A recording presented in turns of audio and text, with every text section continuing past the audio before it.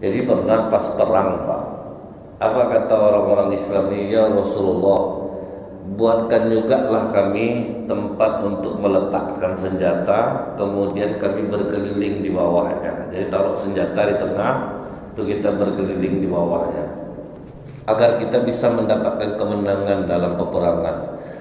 Kesal betul Rasulullah, Pak. Kata Rasulullah, kalian mau meniru macam orang Yahudi. Orang Yahudi itu sebelum berperang dikumpulkan dulu senjatanya di tengah, tuh duduk berkeliling. Itu yang sakit hati Rasulullah tuh. Masih juga kalian percaya dengan hal-hal seperti itu lagi.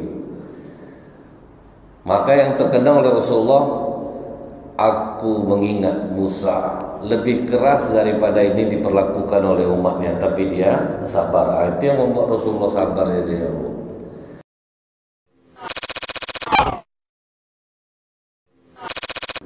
Salah satu yang menyebabkan ketabahan Rasulullah di dalam berdakwah ini, Pak, ketika Rasulullah diceritakan Allah hal-hal yang bisa menguatkan jiwanya dalam berjuang. Nah, kalau Nabi yang paling keras disiksa oleh umatnya, Pak, maksudnya itu jiwanya, kemudian penderitaannya itu, dan Nabi yang paling banyak dikasih Allah mukjizatnya adalah Nabi Musa alaihissalam. Jadi kalau Rasulullah itu diganggu hatinya oleh para sahabat, maka yang terkenang oleh Rasulullah adalah Nabi Musa alaihissalam. Jadi pernah pas perang, Pak, apa kata orang-orang Islam ini, ya Rasulullah, buatkan juga lah kami tempat untuk meletakkan senjata, kemudian kami berkeliling di bawahnya. Jadi taruh senjata di tengah, itu kita berkeliling di bawahnya, agar kita bisa mendapatkan kemenangan dalam peperangan. Kesal betul Rasulullah, Pak. Kata Rasulullah, kalian mau meniru macam orang Yahudi. Orang Yahudi itu sebelum berperang dikumpulkan dulu senjatanya di tengah, tuh duduk berkeliling. Itu yang sakit hati Rasulullah tuh. Masih juga kalian percaya dengan hal-hal seperti itu lagi. Maka yang terkenal oleh Rasulullah, aku mengingat Musa, lebih keras daripada ini diperlakukan oleh umatnya, tapi dia sabar. Itu yang membuat Rasulullah sabar jadi. Nah, kalau kita ingat, Pak, ya, Nabi Musa alaihissalam ini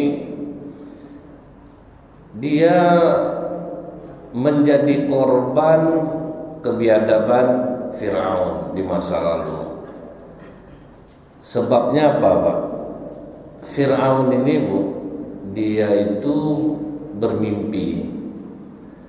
Dalam mimpinya itu dia melihat ada api datang dari kejauhan, membakar perumahan Mesir, tidak membakar perumahan orang Israel. Maka itu awalnya dulu. Pas Fir'aun ini bangun, dikumpulkannya lah orang-orang yang tahu tentang arti mimpi. Ada kalian yang tahu enggak mimpi aku ini artinya apa? Akhirnya kata orang yang menakwil mimpinya nih, arti dari mimpi kau itu akan lahir seorang anak laki-laki Bani Israel yang nanti dia akan menghancurkan kekuasaan.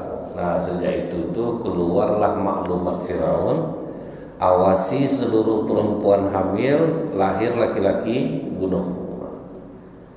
Itu yang membuat apa, Bu, kisah ini menjadi sangat dramatis. Diawasilah seluruh perempuan-perempuan yang hamil. Begitu mereka melahirkan, keluar laki-laki, langsung bunuh. Dan itu berjalan cukup lama, Bu, sampai totalnya saking banyaknya, apa kata orang, Fir'aun ini sudah membunuh bayi itu lebih dari 11.000, Pak. 11.000 bayi sudah dibunuh oleh Fir'aun. Itu penderitaan yang betul-betul sangat besar bagi orang Bani Israel ini. Nah, cuman apa kata orang-orang dekat Firaun? Tuan, kalau semua bayi kita bunuh, nanti siapa yang jadi pembantu kita lagi? Kan betul, Pak, kan? Pembantunya orang Bani Israel. Kalau dibunuh semua laki-laki generasi sekarang yang tua-tuanya akan mati. Siapa nanti yang nolong kita lagi? Jadi apa menurut kalian? Menurut kami Tuhan, untuk yang sekarang ini kita biarkan bayinya hidup. Nanti tahun depan baru kita matikan. Tahun depannya lagi kita hidupkan. Terus yang kita hidupkan ini kita karantina supaya dia bisa mencintaimu.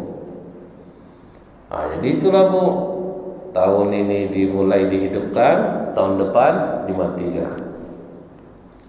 Jadi lebih parah penderitaan orang dipimpin oleh orang-orang zalim di masa lalu, Pak. Luar biasa bagaimana kejamnya orang-orang di masa lalu.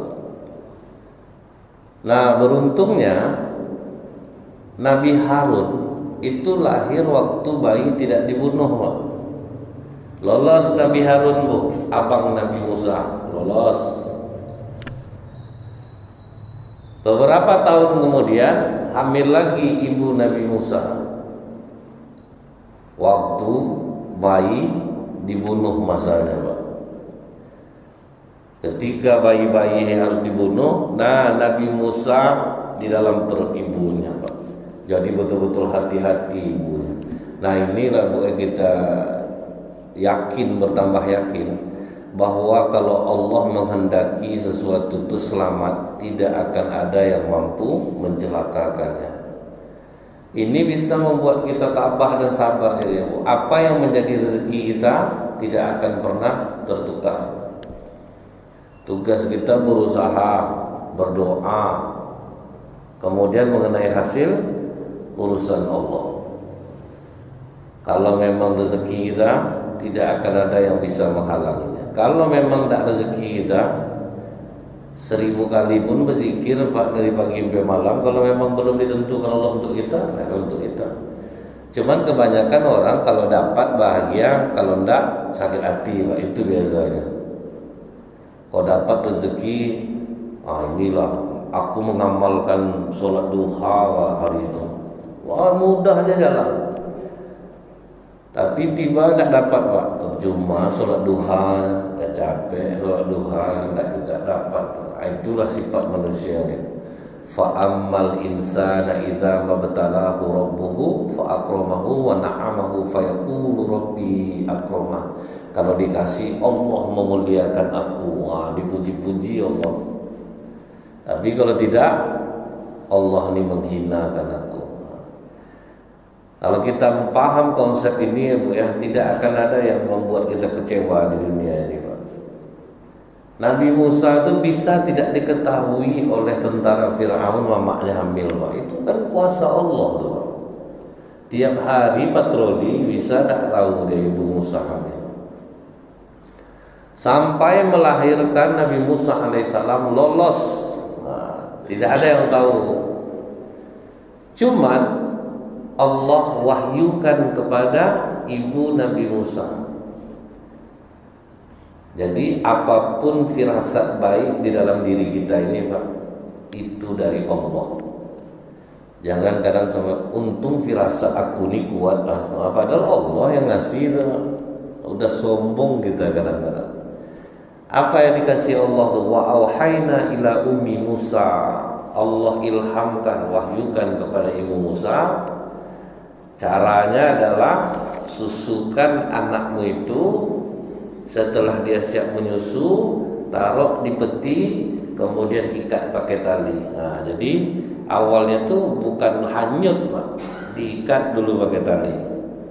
Nanti kalau haus ditarik balik. Karena seperti yang pernah kita sampaikan, Bu, kalau ibu-ibu menyusukan bayi, pasti dia tahu kapan bayinya haus. Itu pasti. Allah yang ngasih alarmnya. Jadi kalau bayi itu haus, langsung sakit dada perempuan nih, Pak. Jadi kalau perempuan yang menyusukan anak tuh, misalnya pergi pasar, anak ditinggalkannya rumah, langsung sakit dadanya. Itu tandanya anaknya haus. Siapa yang ngasih alarm itu kalau tidak Allah tuh? Nah, kali ini terkejut ibu Nabi Musa, Pak. sedang menyusukan, tahu-tahu datang pemeriksaan. Masukkan ke dalam peti, lupa mengikatnya. Itu ya, kadang ada kita ini yang khilaf. Udah hati-hati, tak taunya kena juga. Anyut langsung peti bayi ini, Pak. Apa kata Ibu Musa kepada kakak perempuan Nabi Musa? Miriam, iringi adikmu dari daratan. Sampai di mana dia? Rupa pas diiringi, Pak, tambah ketakutan Ibu Musa. Rupanya justru peti bayi itu sampainya di istana Firaun. Udahlah masa itu anak bayi dibunuh, sampai pula ke istana Firaun. Itulah ujian yang terberat, Pak. Maka apa kata Allah dalam surah Al-Qasas itu? Aku kuatkan hati Ibu Musa agar tidak menceritakan kepada siapapun.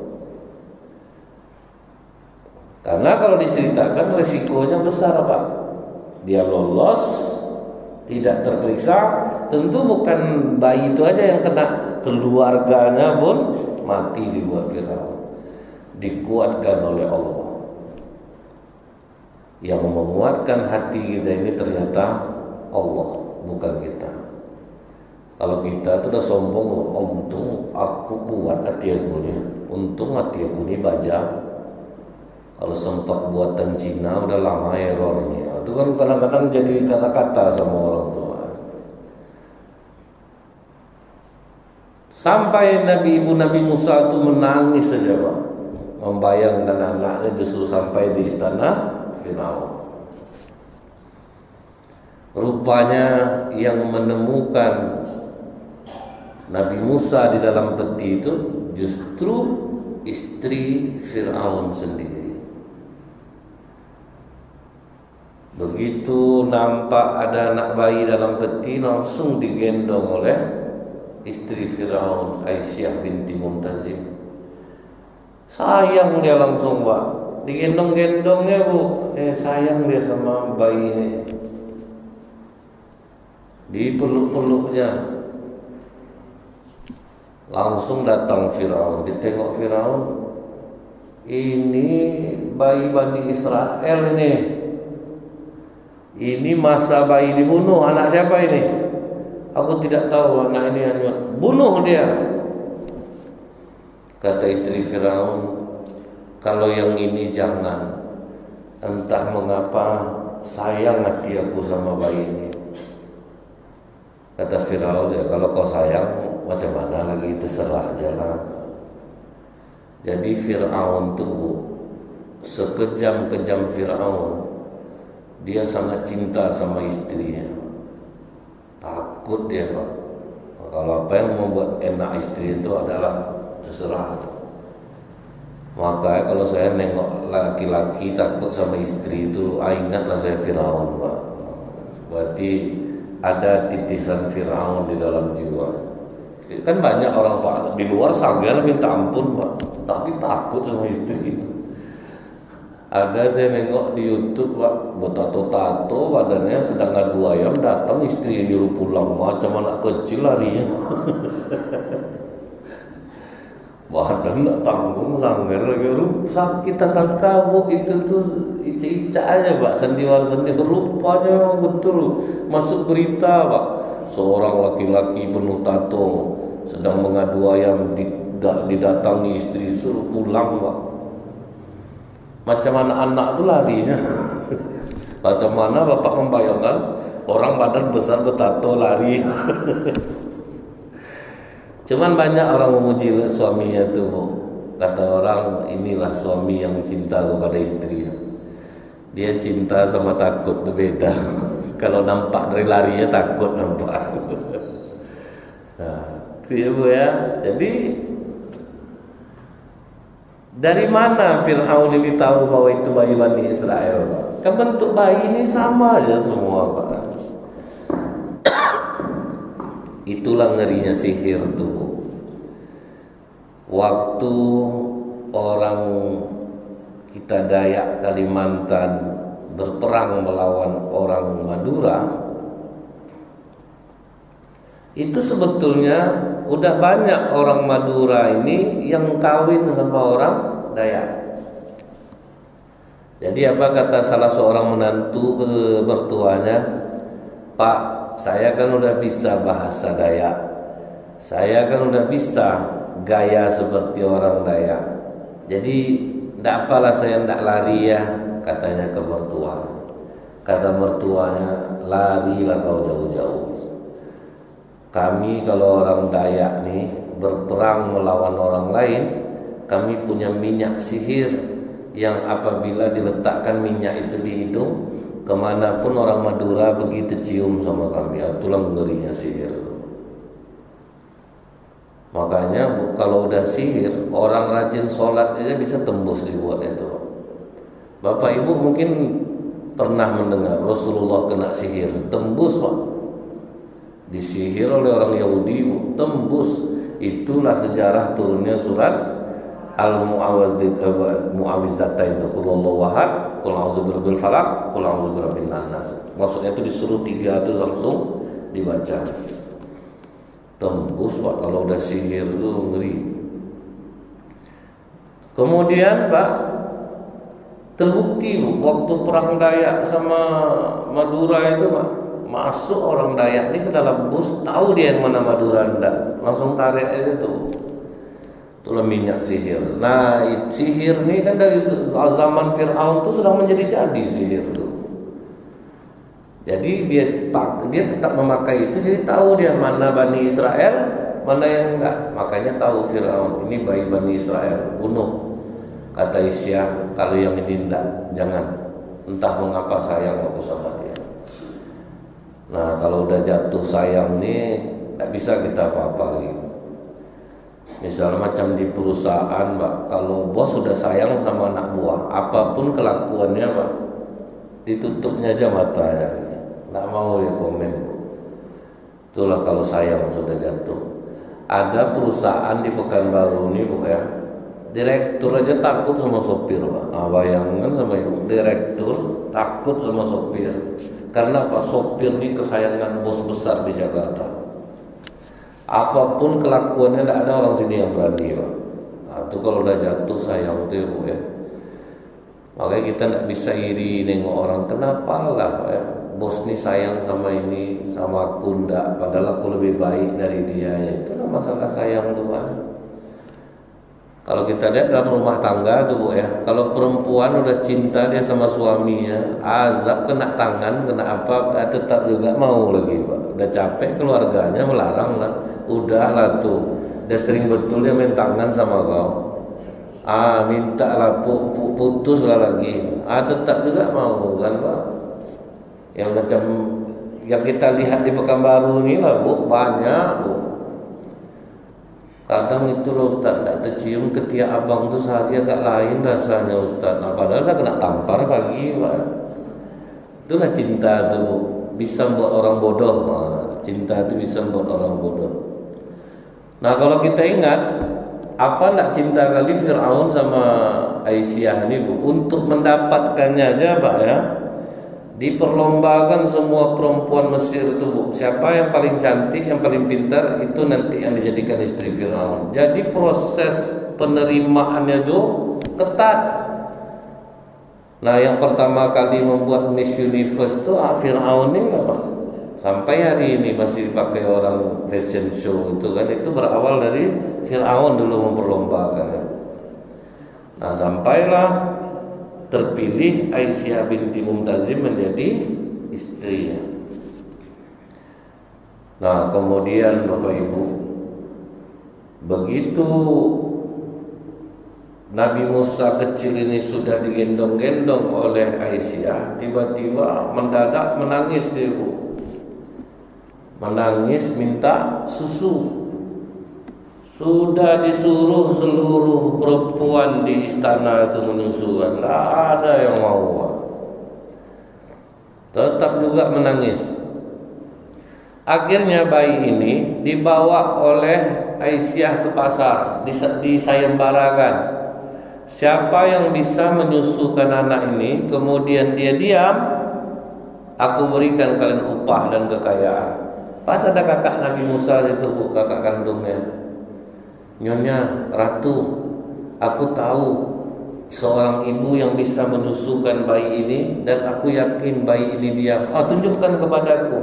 Tapi dirahasiakan, Bu.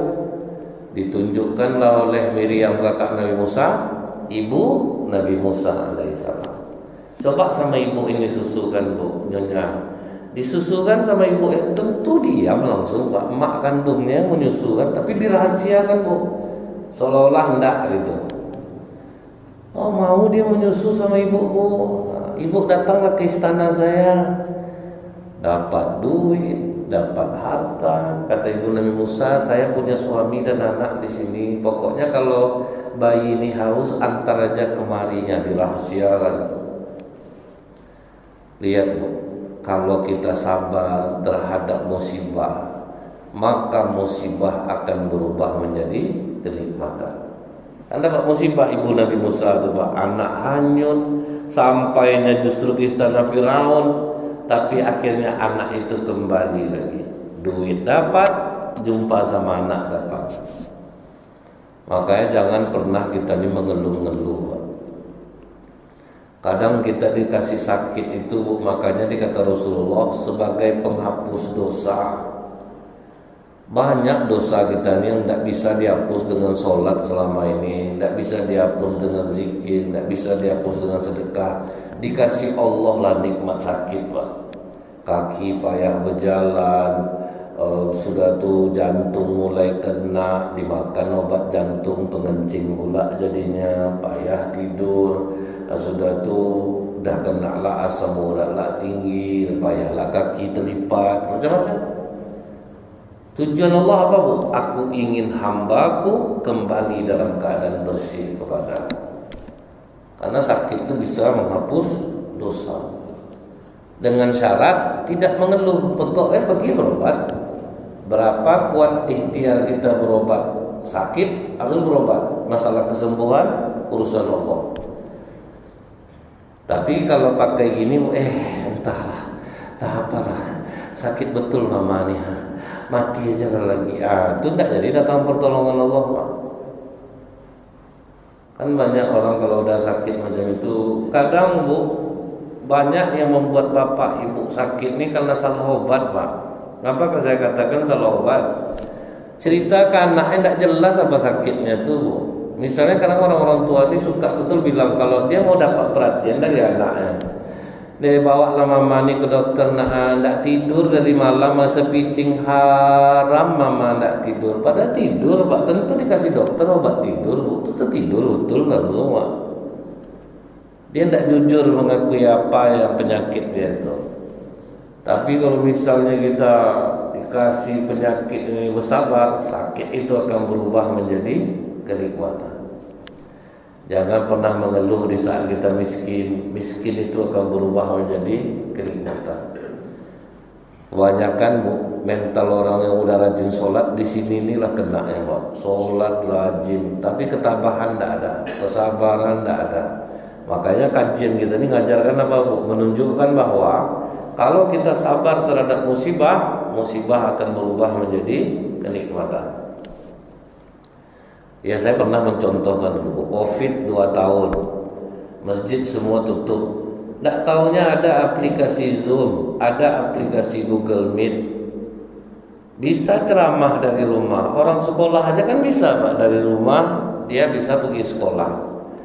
Ada aja kenikmatan dikasih Allah, kita duduk di rumah ceramah, amplopnya segitu juga, Pak. Dapat juga amplopnya, dikirim orang juga. Di sisi lain apa nikmatnya, Bu? Kalau hari biasa kita ceramah kan kita begini, Pak, kan? Pergi kita.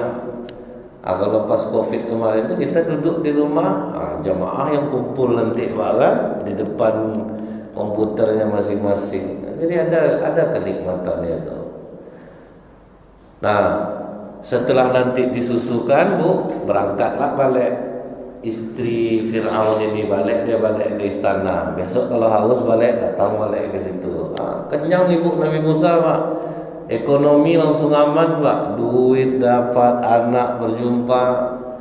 Terus seperti itu. Sampai Fir'aun ini tidak bisa lagi dia menyembunyikan. Ternyata memang sayang dia sama Nabi Musa nih. Walaupun dia udah tahu nih bayi Bani Israel, tapi diam-diam sering juga diajak-ajaknya main, Pak. Di istana itu dilengah-lengahnya. Sampailah sebuah kejadian terjadi. Pas Fir'aun mau mencium Nabi Musa, ditarik Nabi Musa kecil, dia lah jenggotnya, Pak. Salto langsung Fir'aun dibuatnya tebal, Pak. Karena apa? Nabi Musa itu kekuatannya, satu Nabi Musa sama dengan 10 orang laki-laki perkasa. Jadi kalau bayinya sama dengan 1 orang laki-laki perkasa. Salto langsung Firaun, langsung dicabut Firaun pedangnya. Inilah bayi Bani Israel yang akan menghancurkan kekuasaan aku. Pas dia mau memancung, datang istrinya, berhenti mendadak, Pak. Bayangkan udah mau mengayun, Pak. Kenapa kau mau membunuh dia? Ditariknya jenggot aku, ya. Itu apalah salahnya anak kecil nariknya? Lain tariknya salto aku dibuatnya. Jadi maka harus kubunuh anak ini. Kata istrinya, jangan bunuh dulu. Sekarang teslah dia.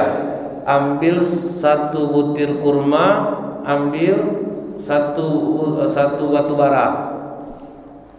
Kalau memang kurma yang diambilnya, berarti dia sudah berakal, sengaja dia melakukan itu, bunuhlah dia. Tapi kalau sempat bara api yang dipilihnya, berarti dia memang masih anak-anak, belum berakal dia lagi, tidak sengaja dia melakukan itu. Ternyata pas dites, Pak, Nabi Musa memilih bara api, Pak. Terbakar lidah Nabi Musa itu, terpekik dia nangis langsung. Jadi Bu ya, karena hal inilah Nabi Musa selamat dari pembunuhan Fir'aun. Tapi di sisi lain Allah kasih Nabi Musa musibah, yaitu lidah hancur, susah untuk bicara. Makanya Nabi Musa itu bicara tidak jelas, Pak, karena lidahnya terbakar. Jadi kadang Allah memberi kita musibah untuk menyelamatkan kita dari musibah yang lebih besar. Bapak mau ke masjid, ibu mau ke masjid, tertungkup depan rumah, Bu. Padahal niat bagus mau ke masjidnya. Jangan sampai mengeluh. Bisa jadi saat itu Allah sedang menyelamatkan ibu dari musibah yang lebih besar. Ada atuk kena stroke, duduk sendiri di kamar, mulut tak bisa ngomong. Tahu-tahu ada kalajengking nampak menjalar di atas. Mau ngomong tak bisa, mau lari tak bisa. Jatuh kalajengkingnya tepat di atas kepalanya, Pak. Langsung begini kalajengking itu menusuk kepala. Gara-gara itu sembuh stroke ya, Pak. Beruntung tak dia, Bu, kena sengat kalajengking. Karena kalau orang stroke pasti kalau dibekam kan pangkal kepalanya nih, Bu, tengahnya nih dikeluarkan darah. Itu melancarkan dia balik. Ternyata musibah justru membuat dia sehat, Pak. Kita itu yang selama ini, Bu, yang agak susah. Begitu kita dapat musibah, langsung kita menganggap Allah ini sudah benci betul sama kita. Padahal kadang ternyata musibah itu bisa menyelamatkan kita dari musibah yang lebih besar. Saya sudah pernah menemukan ini, Pak. Saya mau ke Maninjau. Kalau kita ke Maninjau, kita kan melewati Padang Luar, masuk nanti Babingka, terus arah ke Matur. Sebelum Matur itu ada nama daerah Parit Panjang, Bu. Jadi di sini bukit, di sini bukit. Jadi macam parit ya. Nah, sebelum masuk Parit Panjang, tiba-tiba mobil saya mogok, Pak. Berhenti mendadak, tidak ada sebab apa sebab. Tengok mesin tidak panas, saya keluar dari mobil, buka kap, runtuh Parit Panjang itu, Pak. Jadi kalau sempat tadi tidak mogok, nah kita di bawah bukit terkena. Di situ baru alhamdulillah, untung dimatikan Allah mobil ini. Sempat hidup tadi Pak, selesai lah Bu. Jadi kadang kita tuh Pak menganggap bahwa segala yang menimpa kita buruk itu buruk bagi kita, padahal baik. Jadi jangan pernah kita berburuk sangka sama Allah. Apalagi orang-orang yang udah rajin sholat, jangan pernah buruk sangka apapun yang dikasih Allah ke kita. Mau itu musibah, jangan pernah buruk sangka. Pasti itu mengandung kebaikan. Kadang kita ini aja yang lupa Pak ya, akan pertolongan Allah. Memang Nabi Musa parah kena itu Bu, lidah hancur, payah ngomong. Nah, tapi selamat dia dari pembunuhan Firaun. Itu cara Allah menyelamatkan. Nah, setelah kita sekarang ini bisa mengetahui Pak, ada anak Indonesia ini badannya lumpuh, dari kecil dia di kursi roda. Tetapi Allah ngasih kelebihan dia Pak, pintar membuat humor, pintar dia melucu. Saya lupa nama anak. Di atas kursi roda aja dia tidak tanggung, dia kaya aja sekarang Pak. Banyak diundang-undang orang dia. Dulu dia nganggap itulah musibah bagi hidupnya. Rupanya sekarang dia jadi tulang punggung keluarga. Duit banyak jadinya. Jadi kita jangan pernah menganggap Allah ini menganiaya kita. Nah setelah itu Pak, mulai Nabi Musa remaja, dia dididik militer oleh Firaun Pak. Sayang Firaun sama dia dilatih lah dia militer, latihan sama tentara-tentara Firaun.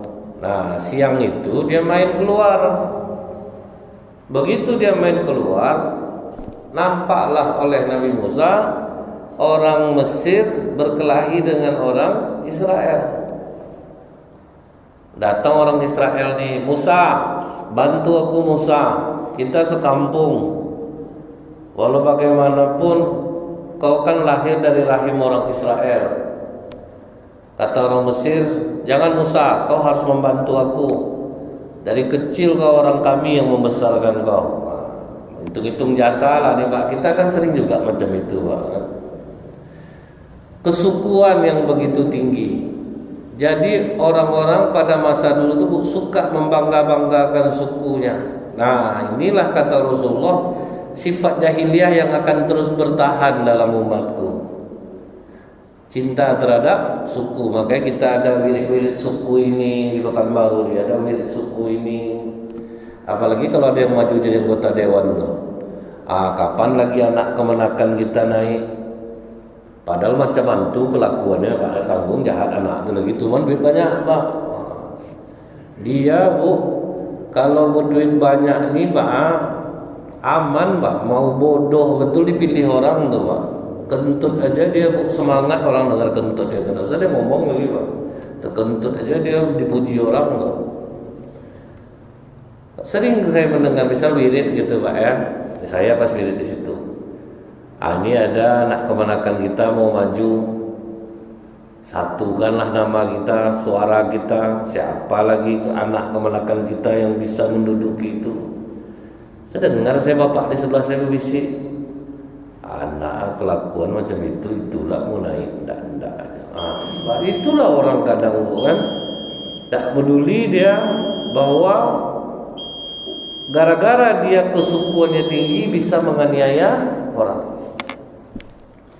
Kita lihat macam Jakarta tuh fair Bu, walaupun Pak Jokowi dari Solo jadi gubernur.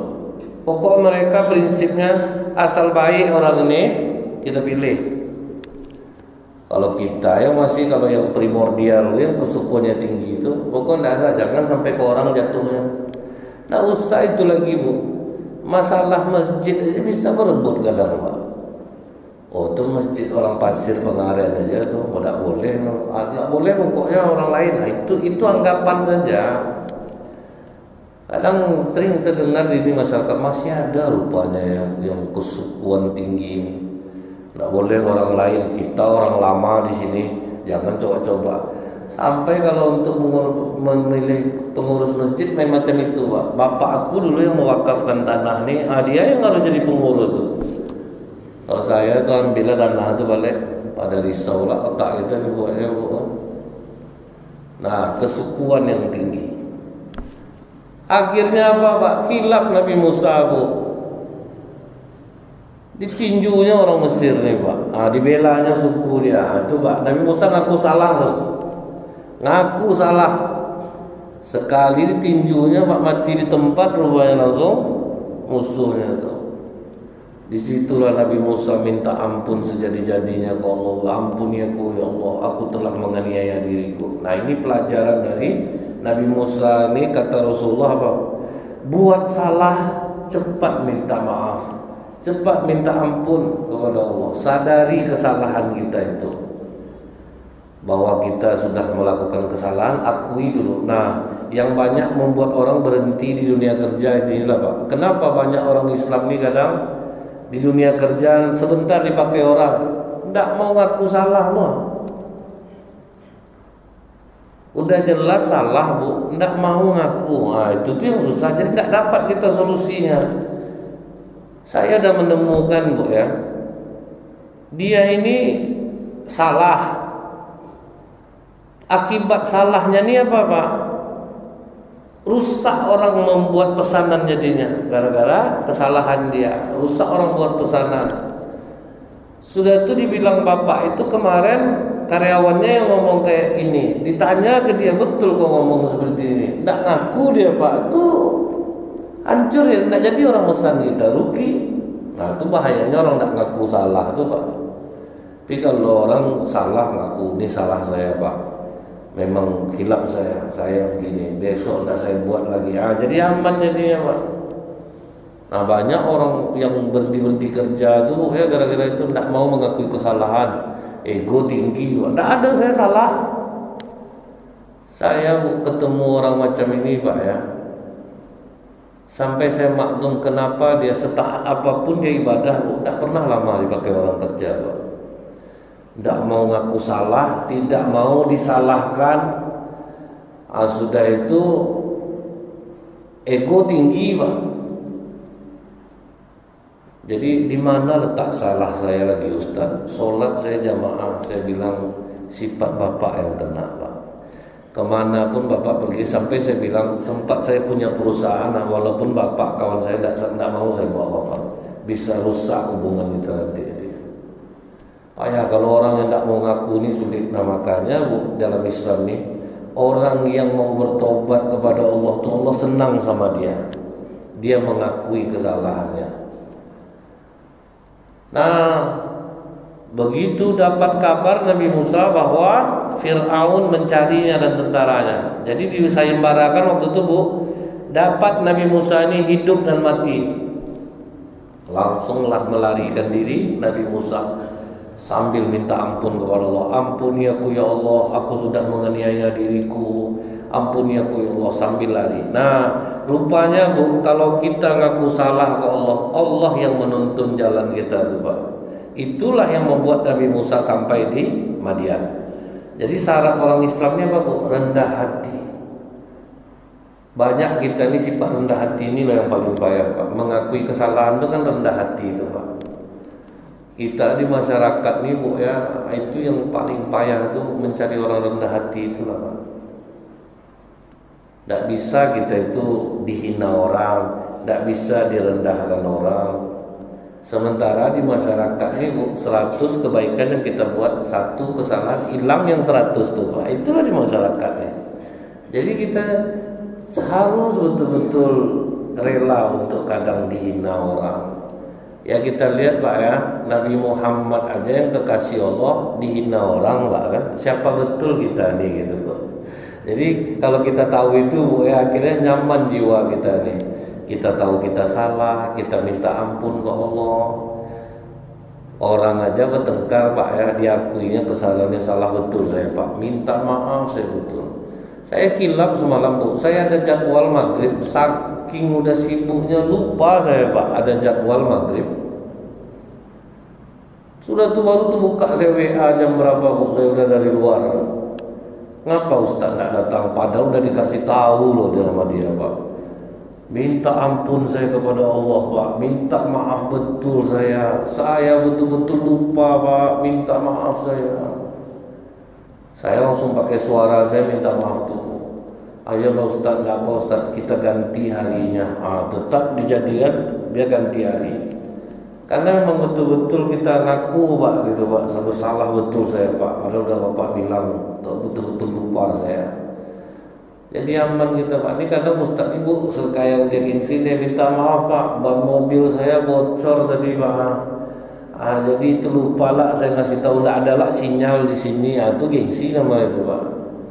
Ini hancur Ibu Ustaz-Ustaz macam itu. Ngaku aja lah, kita lupa, tertidur, ngaku aja lah. Ngapalah mesti malu masa Ustaz tertidur? Ngerti jamaah ni kadang pulang dah jam berapa, tak sempat subuh kadang Pak pergi. Minta maaf Pak, tertidur saya. Memang kadang jamaah parah Ustaz ni mah tertidur subuh. Tapi biarlah kita jujur Pak, daripada dibuat-buat alasan nanti. Nah, jadi inilah dulu kajian kita subuh ini. InsyaAllah akan kita sambung kembali. Subhanakallahumma bihamdika asyhadu an la ilaha illa anta astaghfiruka wa atubu ilaik. Assalamualaikum warahmatullahi wabarakatuh.